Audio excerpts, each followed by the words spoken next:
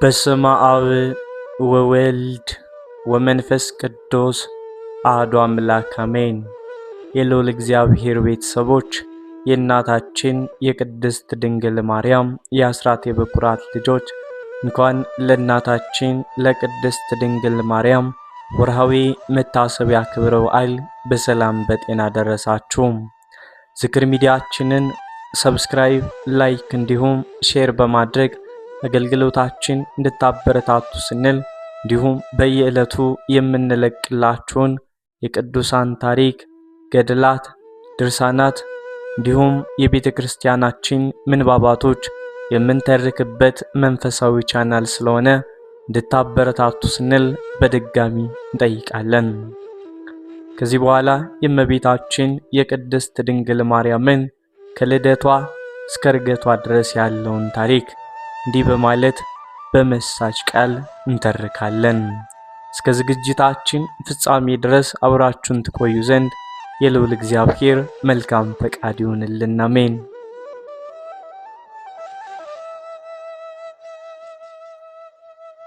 ዓለም በኃጢአት ጨለማ ተውጣ የሰው ልጅ ሁሉ ከአዳም ውድቀት በኋላ በሲኦል ጥላ ስር ይማቅቅ በነበረበት በዚያ ጥንታዊ ዘመን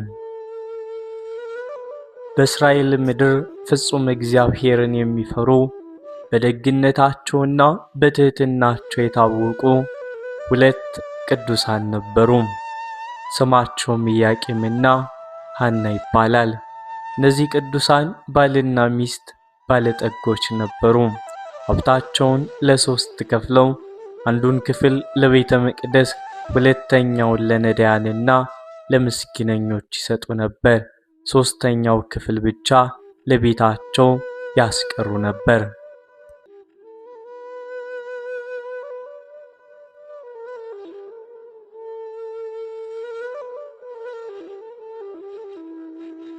ሆኖም ግን ይህ ሁሉ በጎነታቸውና ትህትናቸው በሰዎች ዘንድ ዋጋ አላገኘም ነበር።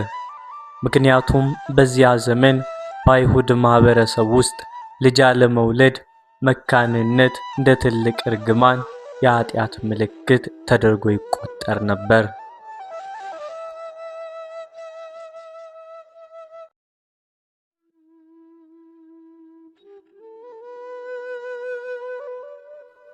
ኢያቄምና ሐና አብረው ለብዙ ዓመታት ቢኖሩም ልጅ አልወለዱም ነበር። እድሜያቸው እየገፋ ፀጉራቸው እየሸበተ ሲሄድ የሰዎች ወቀሳና ስድብ በረታባቸው። በአንዲት ዕለት ሊቀ ካህናቱ ሮቤል በቤተ መቅደስ መስዋዕት ሲያቀርቡ ኢያቄምን እንደዚህ አለው፣ አንተ ልጅ የሌለ መካን ነህና መስዋዕት ከእስራኤል ልጆች መስዋዕት ጋር ሊቀላቀል አይገባም ብሎ ከሰዎች ተለይቶ እንዲወጣ አደረገው። ሐናም በሴቶች ዘንድ ተናቀች፣ ተገፋችም፣ ተዘባበቱባትም።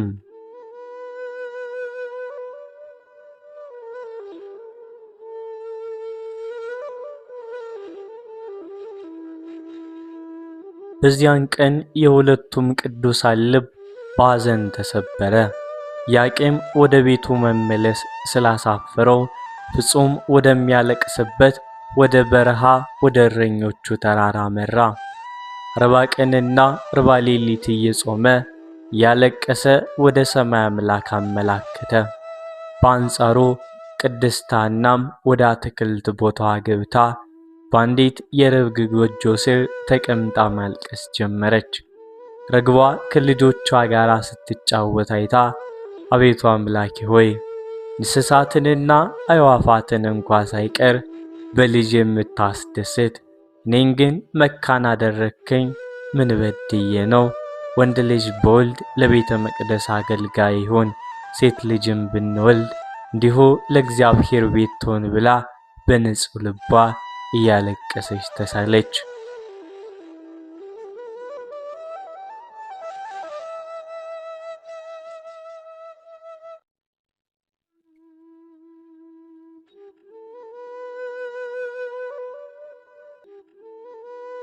የንጹሐን እንባ የጻድቃንም ጸሎት በከንቱ አይቀርምና የእግዚአብሔር መልአክ ቅዱስ ገብርኤል በራእይ ተገለጸላቸው።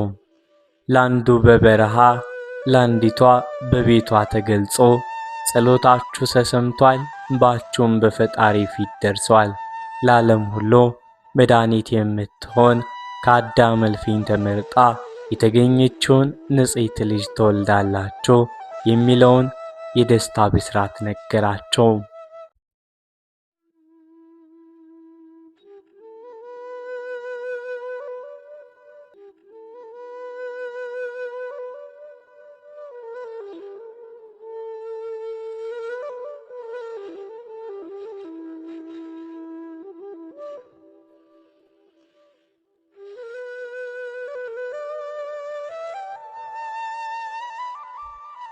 ከዚህ ታላቅ ብስራት በኋላ ሁለቱ ቅዱሳን በቤተ መቅደስ በር ላይ ተገናኝተው እግዚአብሔርን አመሰገኑ። ሐናም ጸነሰች። ይቺ ጽንሰት እንደማናቸውም የሰው ልጅ ጽንሰት ሳይሆን ለዓለም ድኅነት የመዳን ምክንያት የሚሆን የብርሃን ጽንሰት ነበር። የ9 ወር ጊዜዋ ሲፈጸም ግንቦት 1 ቀን የዓለም ሁሉ እመቤት የብርሃን እናት አማላጃችን ቅድስት ድንግል ማርያም ተወለደች።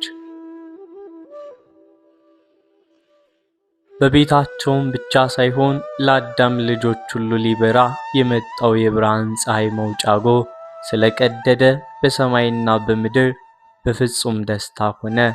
የወላጆቿ የኢያቄምና የሐና እንባም ታበሰ። መካንነታቸውም በታላቅ ክብር ተተካ።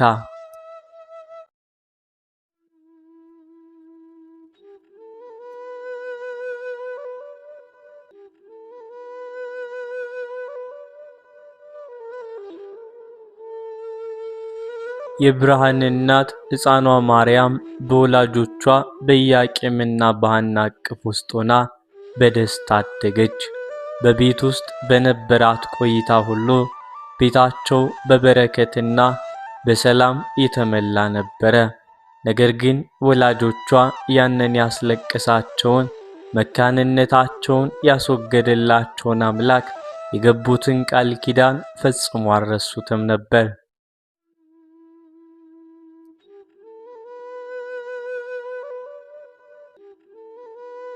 ሴት ልጅም ብንወልድ ለእግዚአብሔር ቤት ትሆን ብለው ተስለው ነበርና ሕፃኗ ማርያም የ3 ዓመት ልጅ እስክትሆን ድረስ በፍቅር በሞገስ አሳደጓት። ዕድሜዋ 3 ዓመት በሞላው ጊዜ ያ አስደሳች ልብ የሚነካው የስለት መፈጸሚያም ቀን ደረሰ። ቅዱሳን ኢያቄምና ሐና ጨቅላ ልጃቸውን የዓይናቸውን ማረፊያ ይዘው ወደ ኢየሩሳሌም ቤተ መቅደስ ለመጓዝ ተነሳሱ።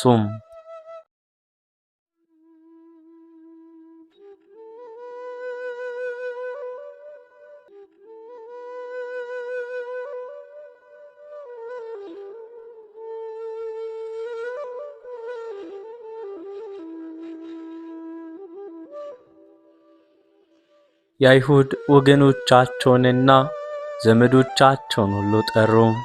ድንግል ማርያምም በመንገድ ላይ ስትሄድ እንዳታዝን እንዳትደነግጥም ንጹሐን ልጃቸውን መብራትና ችቦ ይዘው በግራና በቀኝ እንዲያጅቧት አደረጉ።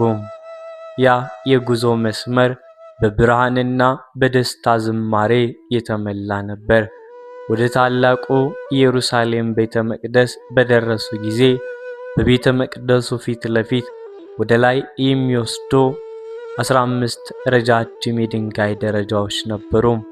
በዚያ ዘመን የነበረው ሕግ ካህናቱ ሕፃናቱን እያገዟቸው ደረጃዎችን እንዲወጡ ያዝ ነበር። ነገር ግን በዚያች ዕለት ፍጹም ድንቅ ተአምር ሆነ። የ3 ዓመቷ ሕፃን ማርያም ከወላጆቿ እጅ ተለይታ ወደ ኋላ ሳትዞርና ሳታለቅስ እንደ ትልቅ ሰው በራሷ እግር እነዚያን 15 ረጃጅም ደረጃዎች ተፈጣጥራ በፍጥነት ወጣች።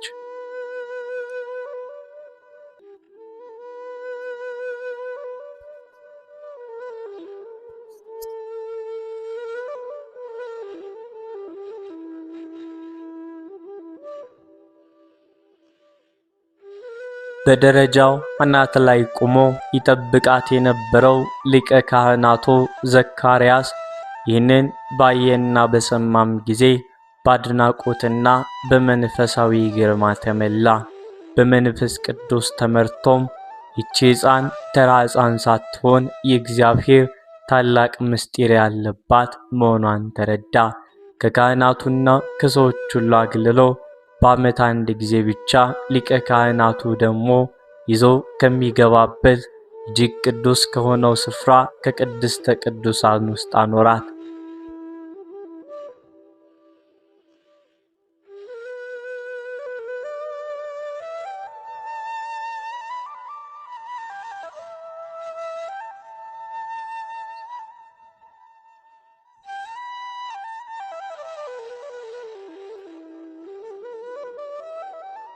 ወላጆቿ ኢያቄምና ሐና ልጃቸውን ለእግዚአብሔር ቤት አስረክበው በደስታና በእንባ እየሰገዱ ወደ ቤታቸው ተመለሱ።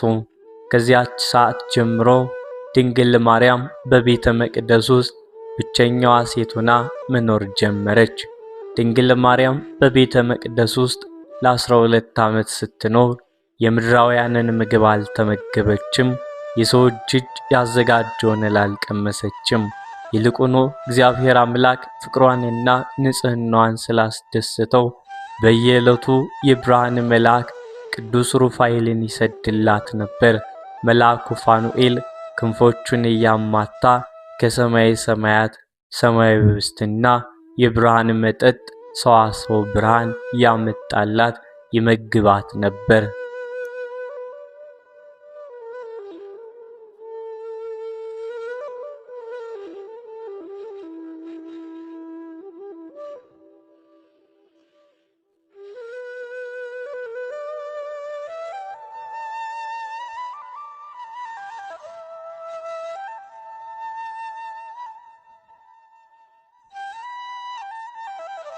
ካህናቱ ወደ መቅደሱ ሲገቡ መልአኩ ሲመግባት ያዩ ነበር። ሰብአዊ ምግብ ሲያቀርቡላት ነገር ግን አትቀበላቸውም ነበር። ድንግል ማርያም በቤተ መቅደስ ውስጥ በነበራት ቆይታ ልቧን ለጸሎት እጆቿን ደግሞ ለሥራ ስትተጋም ነበር። የካህናቱን ልብስ ትፈትል፣ መቅደሱን በትሕትና ታጸዳ ነበር። ከአንደበቷ ከንቱ ንግግር አይወጣም ነበር። ይልቁኑ እግዚአብሔርን በማመስገን ሌሊትና ቀን በንጽሕናና በቅድስና አደገች። በሰማይ ያሉ መላእክት በንጽሕናዋ ይደነቁ ነበር። በምድር ያሉ ካህናትም በትሕትናዋ ይገረሙ ነበር። ለዓለም ሁሉ መዳን ምክንያት የምትሆን ንጽሕተ ንጹሐን ቅድስት ድንግል ማርያም የንጽሕና ንጽሕት ማደሪያ ሆና በቤተ መቅደስ ውስጥ በክብር ኖረች።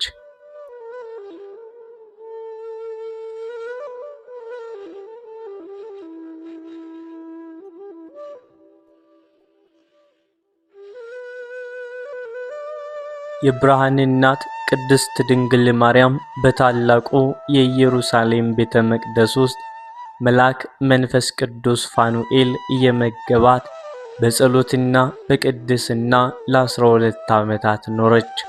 ዕድሜዋ 15 ዓመት በመላው ጊዜ ነገር ግን በአይሁድ ወግና ሕግም መሠረት አንዲት ሴት ልጅ በቤተ መቅደስ ውስጥ ከዚህ በላይ መቆየት አትችልም ነበር። ካህናቱ ተሰብስበው ይችን የእግዚአብሔር አደራ የሆነች ንጽሕት ብላቴና ምን እናደርጋት? ወደ ወላጆቿ እንመልሳት ቢሉ ወላጆቿ አርጅተው አርፈዋል፣ በምድር ላይ የሚያስተዳድራት ዘመድ የላትም እያሉ ይጨነቃሉ።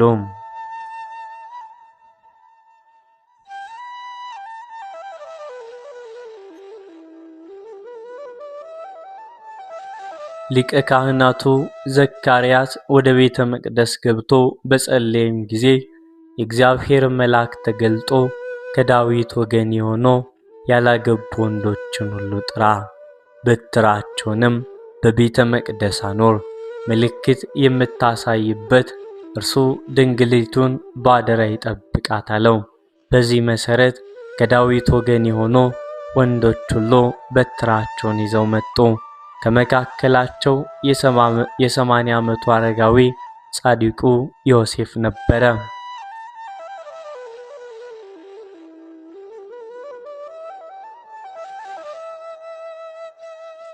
በትሮች ሁሉ በቤተ መቅደስ ተደርድረው በጠዋት ሲታዩ የአረጋዊው የዮሴፍ በትር ለምልማ አብባ የርግብ ምስል በላዩ ላይ ሆና ተገኘች። ካህናቱም ድንግል ማርያምን በንጽሕናና ባደራ ይጠብቃት ዘንድ ለጻድቁ ዮሴፍ ሰጡት። ዮሴፍም እመቤታችንን እንደ ልጁ ይልቁንም እንደ ታላቅ የእግዚአብሔር ቅዱስ ዕቃ አክብሮ ወደ ናዝሬት ቤቱ ይዟትም ሄደ።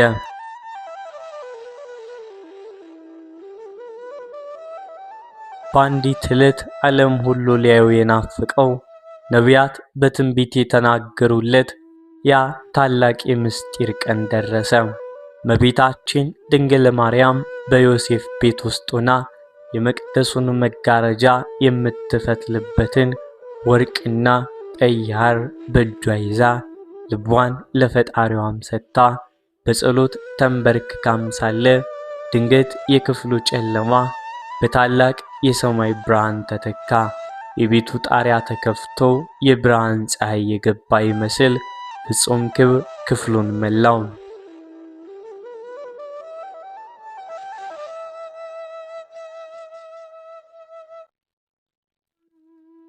የታላቁ የእግዚአብሔር ምስጢር መልእክተኛ የመላእክት አለቃ ቅዱስ ገብርኤል በግርማ ሞገስ በፊቷ ቆመ።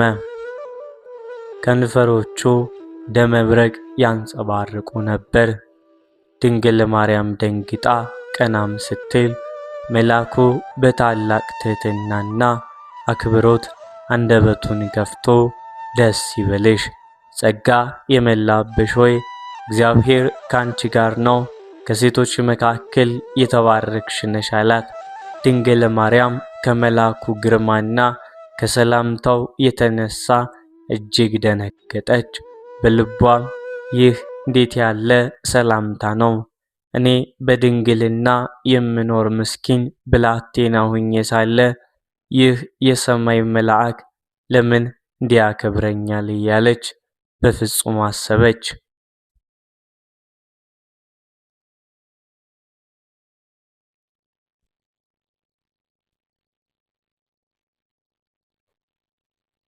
መላእክት የሰውን ልጅ ልብ ያውቃሉና ቅዱስ ገብርኤል በፍቅር አረጋጋት።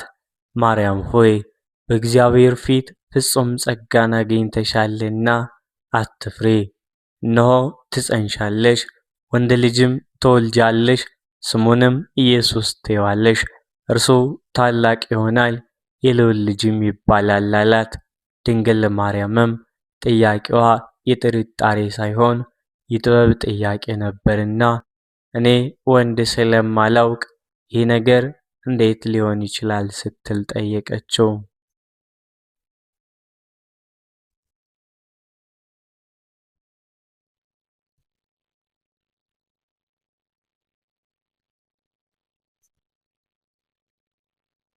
መልአኩም ታላቁን ሰማያዊ ምስጢር ገለጸላት።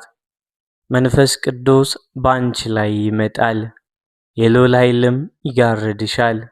ስለዚህ ካንቺ የሚወለደው ቅዱሱ የእግዚአብሔር ልጅ ይባላል። እነሆ ዘመድሽ ኤልሳቤጥ እንኳን በእርጅናዋ ወንድ ልጅ ጸንሳለች። መካን ትባል ለነበረችው ይኸው 6ኛ ወር ነው። ለእግዚአብሔር የሚሳነው ነገር የለምና። እንዲህ ብሎም ተናገራት። ይህንን ታላቅ ምስጢር ስትሰማ ድንግል ማርያም በፍጹም በትሕትና በንጽሕናና በታዛዥነት ራሷን አቀረቀረች። እነሆኝ የእግዚአብሔር ባሪያ፣ እንደ ቃልህ ይሁንልኝ አለችው። ቃሏ ከአንደበቷ በወጣበት በዚያች ቅጽበት ሰማይና ምድር ሳይይዙት የኖሩት አካላዊ ቃል የእግዚአብሔር ልጅ በማኅፀኗ አደረ። መለኮትና ሥጋ ፍጹም ተዋህዶ።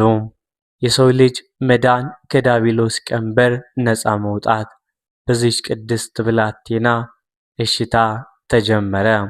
መልአኩም በደስታና በክብር ወደ ሰማይ አረገ።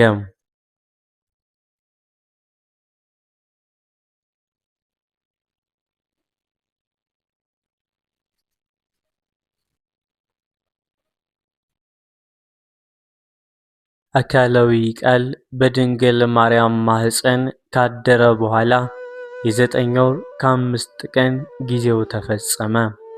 በዚያ ዘመን ከሮም ንጉሥ ከአውግስጦስ ቄሳር የዓለም ሕዝብ ሁሉ ይጻፍ የሚል ትእዛዝ ወጣ። በዚህ ምክንያት ጻድቁ ዮሴፍና እመቤታችን ቅድስት ድንግል ማርያም ስማቸውን ለመጻፍ ከናዝሬት ተነስተው ወደ ዳዊት ከተማ ወደ ቤተልሔም አመሩ። መንገዱ ረጅም፣ ድንግል ማርያም ደግሞ የመውለጃዋ ሰዓት ደርሶ ስለነበር የጉዞው ድካም እጅግ በረታባት። በቤተልሔም በደረሱ ጊዜ ከተማዋ በእንግዶች ተጨናንቃ ነበር። ጻድቁ ዮሴፍ የሚያሳድራቸው ስፍራ ፍለጋ ከቤት ወደ ቤት ከእንግዳ ማረፊያ ወደ እንግዳ ማረፊያ እየተዘዋወረ ለመነ። ነገር ግን ስፍራ የለንም እያሉ በሩን ዘጉባቸው። የዓለም ፈጣሪ ሊወለድ ሲል በገዛ ምድሩ ላይ የሚያርፍበት አንድ ጠባብ እንኳን ክፍል አጣ። ሰማይ ዙፋኔ ነው ያለ ፈጣሪ ምድር የእግሬ መረገጫ ናት ያለ ለምድር እንግዳ ሆኖ ሳለ ምድር ግን የምታስተኛበት አንዲት ክፍል እንኳን አልነበረቻትም። በጣም ያሳዝናል።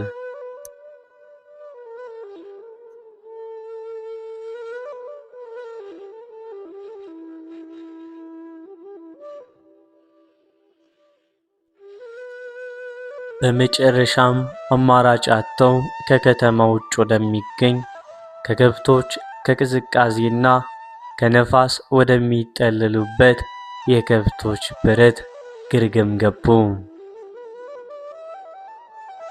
በዚያች ቅዝቃዜ በበዛባት የሌሊት ክፍል ድንግል ማርያም ያለምንም ምጥና ያለአማላጅ ያለምን መድኃኒት የነገሥታትን ንጉሥ ወለደችው። ጨርቅ ጠቅልላ በግርግም አስተኛችው። በዚያች ሰዓት ሰማያት ተከፈቱ።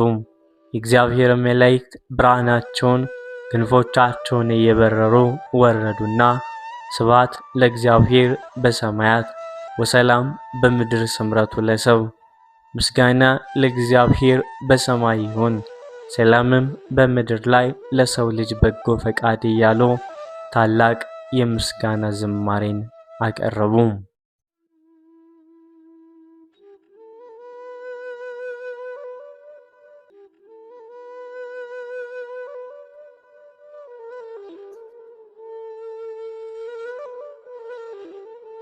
ሰብአ ሰገልም ከሩቅ ምስራቅ በኮከብ ተመርተው መጥተው ወርቅ ዕጣንና ከርቤ አቀረቡለት። ነገር ግን ይህ ሰማያዊ ደስታ ብዙ አልቆየም። ክፉና ጨካኙ የይሁዳ ንጉሥ ሄሮድስ የአይሁድ ንጉሥ ተወለደ የሚለውን የሰብአ ሰገልን ወሬ በሰማ ጊዜ መንግሥቴን ይነጥቀኛል ብሎ በፍርሃትና በድንጋጤ ተመላ።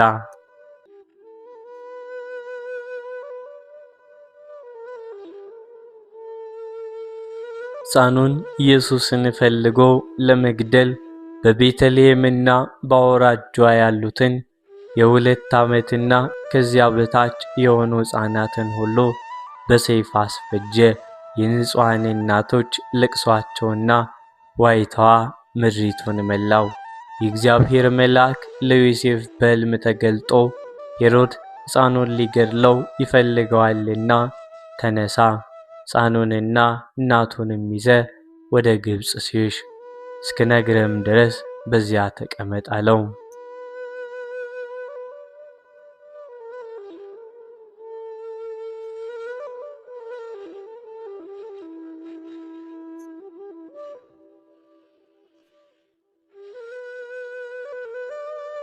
ጻድቁ ዮሴፍም በሌሊት ተነሳ። እመቤታችን ቅድስት ድንግል ማርያም ጨቅላ ልጇን በደረቷ አቅፋ በአንዲት አህያ ላይ ተጭና ከጻድቁ ዮሴፍና ከሰሎሜ ጋር ወደማያውቁት ባዕድ ምድር ወደ ግብፅ በረሃም ተሰደዱ። ያ የሽንፈት ሳይሆን የፍቅር ስደት ነበረ። የፍጥረታት ሁሉ ጌታ ሲሰደድ እናቱ ቅድስት ድንግል ማርያም በመንገድ ላይ እጅግ መራራ መከራን ቀመሰች። በዚያ የሚያቃጥል የግብፅ በረሃማ አሸዋ በዛ ላይ ስትጓዝ እግሮቿ በሙቀት ይነዱ፣ በሾህ በሹል ድንጋዮች ይደሙ ነበር። የሚጠጡት ውሃ የሚቀምሱት እህል አጥተው የተራቡበትና የተጠሙበት ቀን እጅግ ብዙ ነበር።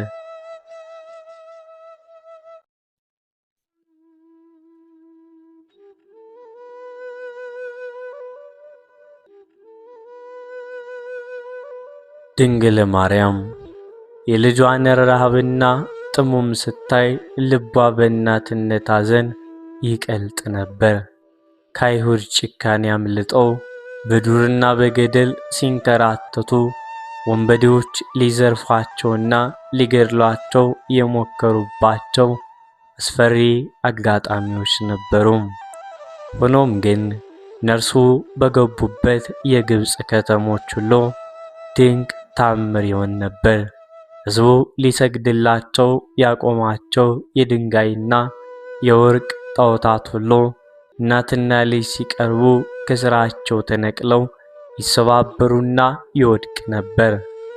ሰይጣናትም እየጮኹ ይወጡ ነበር። እመቤታችንና ልጇ በዚህ መራራ የስደት ጎዳና ላይ ለ3 ዓመት ከመንፈቅ ከ7 ወራት ያክል ፍጹም መከራን እየተቀበሉ ኖሮ ስለኛ መዳን ሲሉ በሰው ሀገር እንግልትንና ስደትን ታገሱም።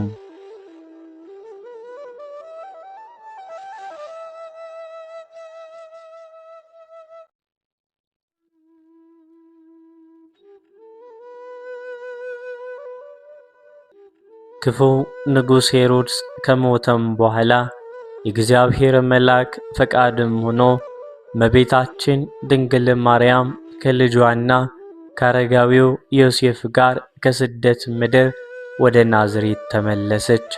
ዓመታት አለፉ፣ ሕፃኑም አደገ።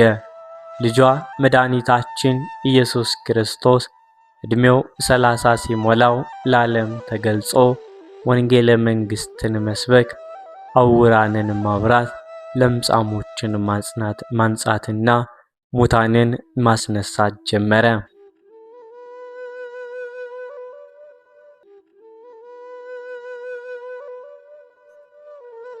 ድንግል ማርያም ልጇ የዓለምን ሕዝብ ከኃጢአት ፍዳም ሲያድን ፍቅሩንና ቸርነቱን ሲዘረጋ በትሕትና ትከተለውና በልቧ ታደንቀው ነበር። ነገር ግን የሰው ልጅ ውለታ ቢስ ነውና የአይሁድ ካህናትና ፈሪሳውያን በቅናት ተመልተው ጌታን ሊገድሉት አሴሩ። ያ ለዓለም ብርሃን ለበሽተኞች ፈውስ የሰጠው አምላክ እንደ ወንጀለኛ ተያዘ። ያ የእናቱ የቅድስት ድንግል ማርያም መራራ የሐዘን ጽዋ መመላት ጀመረ።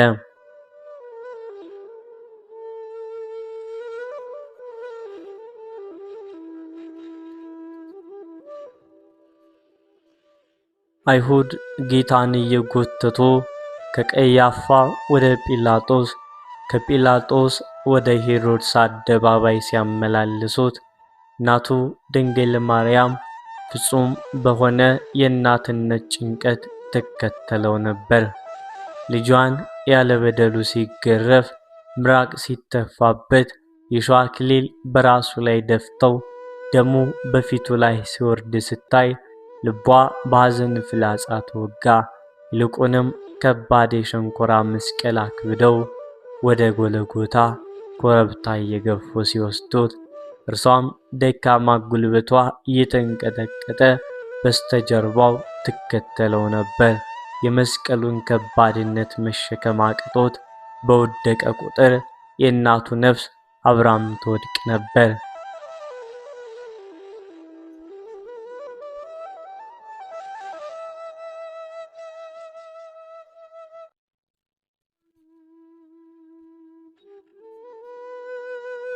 በመጨረሻም የራስ ቅል ወደምትባል ወደ ጎልጎታ አደባባይ ደረሱ። ጨካኞቹ አይሁድ አምላክን በመስቀል ላይ ዘረጉት። እጆቹንና እግሮቹን በትላልቅ ችንካሮች ሲመቱት ያ የመዶሻ ድምፅ በድንግል ማርያም ጆሮ ውስጥ እንደ መብረቅ ያስተጋባ ነበር። ልጇ በመስቀል ላይ ተሰቅሎ ደሙ እንደ ውሃ ሲፈስ በጥም ሲቃጠል እያየች ከመስቀሉ ስር ቆማ አንደበቷ እስኪዘጋ ድረስ መሪር አድርጋ አለቀሰች። ልጄ ሆይ ጡቶቼን የጠባህ በእቅፌ ያደግክ አንተ ምን በደልክ? ለዓለም ዕውራን ዓይንን ስትሰጥ አንተን በችንካር ወጉህን እያለች የምታፈሰው የእንባ ዘለላ ከልጇ ክቡር ደም ጋር በጎልጎታ ምድር ላይ ተቀላቀለ።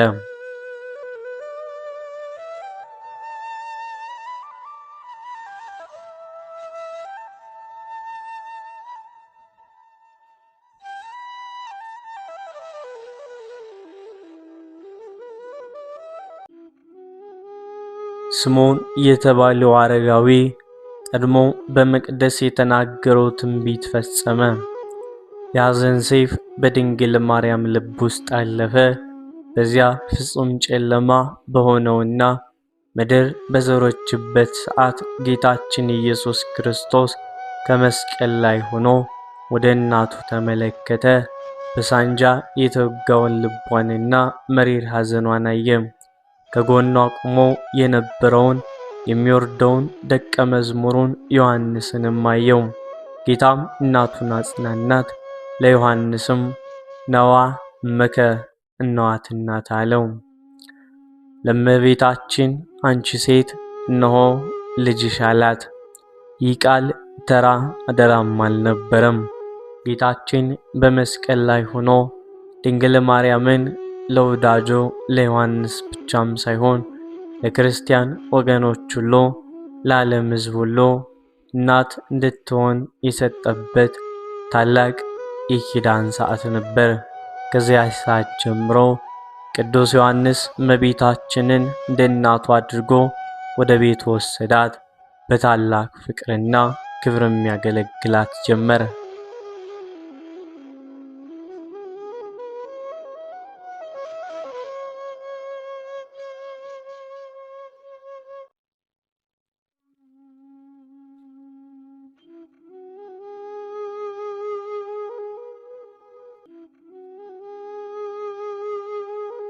ልጇ መድኃኒታችን ኢየሱስ ክርስቶስ ሞትን ድል አድርጎ ተነስቶ በክብር ወደ ሰማይ ካረገ በኋላ እመቤታችን ቅድስት ድንግል ማርያም በደቀ መዝሙሩ በቅዱስ ዮሐንስ ቤት ውስጥ መኖር ጀመረች።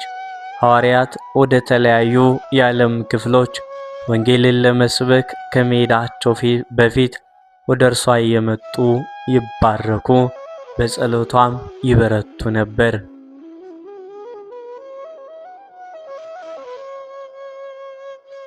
እርሷም ለአዲሲቷ ቤተ ክርስቲያን መጽናኛና መከታ ነበረች። በምድር ላይ የኖረችበት ዘመን ሲያበቃ ግን ዕድሜዋ 64 ዓመት በሆነው ጊዜ እግዚአብሔር አምላክ ካለችበት የምድር ድካም ወደ ሰማያዊው ዕረፍት ሊወስዳት ፈቀደ።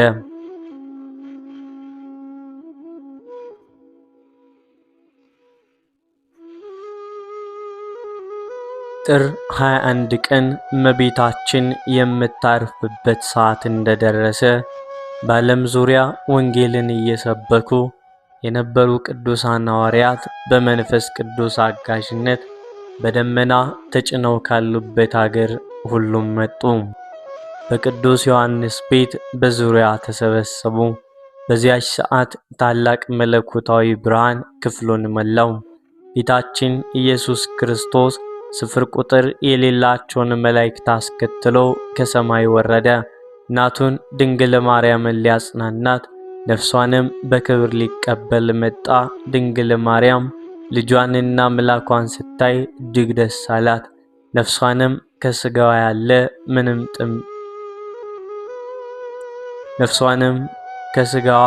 ያለ ምንም ምጥና ጭንቀት ፍጹም በሆነ ሰላም ተለየች። ጌታም የእናቱን ንጽሕት ነፍስ በክብር ይዞ ወደ ሰማይ አረገ።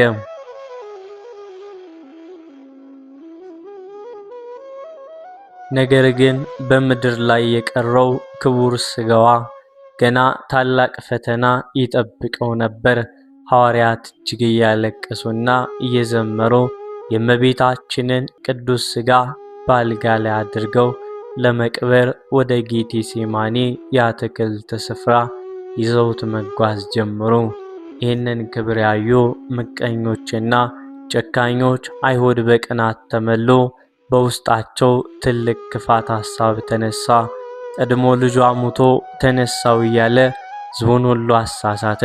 አሁን ደግሞ የእርሷም ሥጋ ታምር እየሠራ ሕዝቡን እንዳያስከትል ሥጋዋን ቀምተን በእሳት እናቃጥለው ብለው ተማከሩ።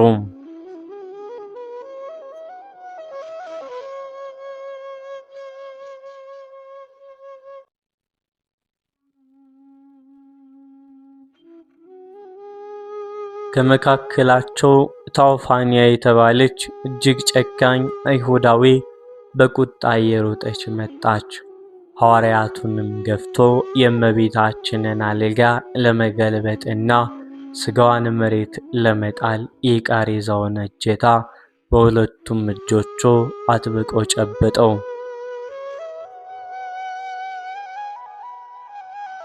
ነገር ግን በዚያች ቅጽበት የእግዚአብሔር መለኮታዊ ፍርድ በቦታው ተገለጸ።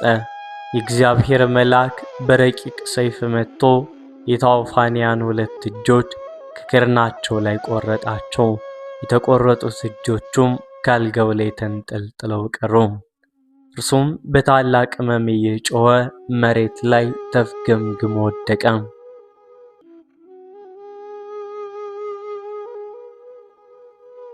ታውፋንያም በሠራው ክፉ ሥራ ተጸጽቶ ወደ ሐዋርያቱና ወደ እመቤታችን ሥጋ እያለቀሰ ሊማጸን ጀመረ። ሐዋርያው ቅዱስ ጴጥሮስም በእውነት የዚህች እናት ልጅ የእግዚአብሔር ልጅ እንደሆነ ካመንክና ከተገዘትክ ትድናለህ አለው። እርሱም አምናለሁ ብሎ ጮኸ። እንደዛ ባለም ጊዜ ጴጥሮስ የተቆረጡትን እጆቹን መልሶ ከእጁና እግሩ ጋር አጣበቃቸው። ወዲያውኑ ፈውሱን አገኘ። ከአይሁድ ተንኮል የተነሳ ግን እግዚአብሔር አምላክ የእናቱን ሥጋ ለምድራውያን ክፉዎች አሳልፎ መስጠት አልፈለገም። ወዲያውኑ የእግዚአብሔር መልአክ ወረደና ወንጌላዊው ዮሐንስን ጨምሮ የእመቤታችን ቅዱስ ሥጋ በደመና ነጥቆ ወሰደው። ወደ ገነት በመውሰድ በዕፀ ሕይወት ዛፍ ሥር አኖሮት። ሐዋርያትም ሥጋዋን ስላጡ እያዘኑ ወደ የቤታቸው ተመለሱ። የብርሃን እናት ሥጋዋ በምድር ላይ እንዳይቃጠል በሰማያዊ መላእክት ጥበቃ በገነት ውስጥ በክብር ተቀመጠ።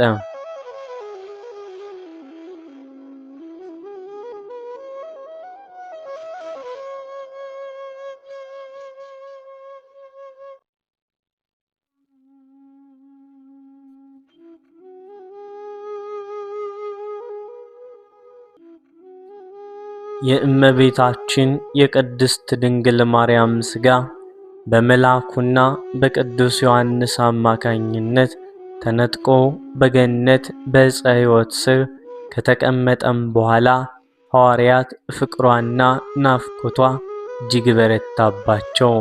እንዴት የእመቤታችን ሥጋ ሳንቀብር እንቀራለን እያሉ በታላቅ ሐዘን ውስጥ ነበሩ። ከተወሰኑ ቀናቶችም በኋላ ከአገልግሎት ምድር በደመና ተጭኖ ወደ ኢየሩሳሌም ይመለስ የነበረው ሐዋርያው ቅዱስ ቶማስ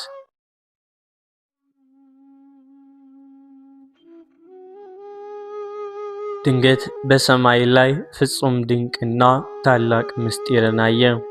እመቤታችን ድንግል ማርያም ሞትን ድል አድርጋ ተነስታ ስፍር ቁጥር በሌላቸው መላእክት ታጅባ በታላቅ ክብርና ብርሃን ወደ ሰማይ ስታርግ ስትበር በደመና ላይ ተመለከታት። ቶማስም ይህን ባየ ጊዜ በናፍቆትና ባዘን ልቡ ተነካ። ወደ እሷ እየተመለከተ ቀድሞ የልጅሽን የጌታችን ትንሣኤ ሳላይ ቀረው፣ አሁን ደግሞ የአንቺን ትንሣኤና ዕርገት ሳላይ ልቀር ነውን? ማርያም ሆይ ወዴት ትሄጃለሽ? ብሎ መረር አድርጎ አለቀሰ።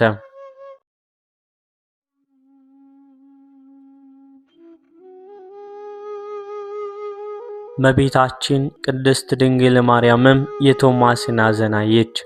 ልቡ እንዲያርፍና ለሌሎች ሐዋርያትም ምስክር ይሆን ዘንድ አይሁድ ሥጋዋን የገነዙበትን ቅዱስ ሰበን ወይንም ጨርቅ ከሰማይ ጣለችለት።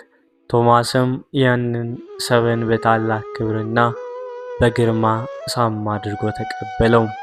ቶማስ ወደ ሐዋርያት ዘንድ በደረሰ ጊዜ ሌሎች ሐዋርያት እመቤታችን ማረፏንና ሥጋዋ መነጠቁን ነገሩት።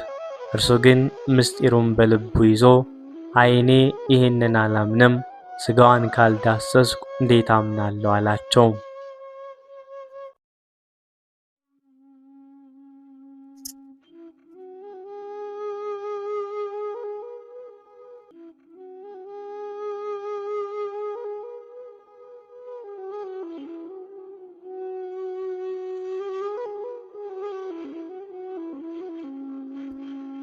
ምልክት ይሆን ዘንድም ያንን ከሰማይ የጣለችለትን ሰበን አሳያቸው። ሐዋርያትም ሰበኑን እየሳሙ በታላቅ ደስታ እግዚአብሔርን አመሰገኑ። ያንን ሰበን ቆራርጠው ለእያንዳንዳቸው በረከት እንዲሆን ተካፈሉ። ዛሬ በቅዳሴ ጊዜ ካህናቱ በእጃቸው የሚይዙት ማረም ለዚያ ማስታወሻም ነው። ሆኖም ግን እነዚያ ያላዩት ቅዱሳን ሐዋርያት በቶማስ ምስክርነት ብቻ አልረኩም ነበር። ፍቅሯ ስላስገደዳቸው ቶማስ አይቶ እኛ እንዴት ሳናይ እንቀራለን በማለት በነሐሴ 1 ቀን ፍጹም ሱባኤ ጾምና ጸሎትን ጀመሩ። 2 ሱባኤ 14 ቀናት በጥርጣሬ ብቻ እየተመገቡ በጥራጥሬ እየተመገቡ በታላቅ ትጋት ወደ ፈጣሪ አለቀሱ። በነሐሴ 16 ቀን ጸሎታቸውና ልመናቸው ተሰማ። ጌታችን መድኃኒታችን ኢየሱስ ክርስቶስ የእናቱን ሥጋ ከገነት አምጥቶ ነፍስና ሥጋዋን በክብር አዋህዶ አስነሳት። ሐዋርያትም እመቤታችን ፍጹም በሆነ የብርሃን አካል ተነስታ ወደ ሰማይ ስታርግ በዓይናቸው አዩ። ይህ እመቤታችን ማረጓ የተረጋገጠበት ታላቅ ቀን በዓለ ፍልሰታ እየተባለ በየዓመቱ በታላቅ መንፈሳዊ ደስታና በጾም ይከበራል። እመቤታችን ድንግል ማርያም ዛሬ በሰማያዊው ዙፋን ላይ ከልጇ ከወዳጇ በስተቀኝ ቆማ ስለ ሰው ልጅ ሁሉ የምታማልድ፣ ያዘኑትን የምታጽናና፣ ለምስኪኖች የምትደርስ የዓለም ሁሉ እመቤት መጠጊያ ናት። ከልደቷ ጀምሮ እስከ ዕርገቷ ያለው ታሪኳ ለዓለም ሁሉ የድኅነትና የቅድስና ትልቅ ምሳሌ ሆኖ ይኖራል። ወስብሐት ለእግዚአብሔር ወለወላዲቱ ድንግል ወለመስቀሉ ክቡር። በዚህ ቆየን፣ አሜን። አባታችን ሆይ ብለን